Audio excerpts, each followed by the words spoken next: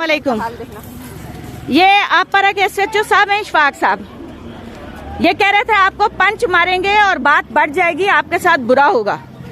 इसी तरह के अफसरान 2007 में भी थे जिन्होंने मुशर्रफ को भड़काया और लाल मस्जिद ऑपरेशन शुरू हुआ। उस वक्त भी बात कोई इतनी ज्यादा नहीं थी। अभी भी रात को इन्होंने खुद जुल्म और सितम किया है और आप जाए नहीं। ये अब ये कौन जख्मी हो गया? उठ के माहिर हैं, कह रहे हैं मेरा एक जवान जख्मी हो गया। हमने कुछ भी नहीं किया, हमने अभी भी नहीं किया। ये मेरा भी ऐसा ही हुआ है, मेरा बुर्का भी फटा है। इसको तुम पुलिस वाले हो के कहते हो कि जख्मी हो गए हैं हम? ये तुम्हारी जवानी है? मेरा जवान जख्मी हो गया, हमारे बुर्के फाड़ दिए तुमने, तुम्हारी खानदार तारों ने तुम्हारे बुर्के फाड़े।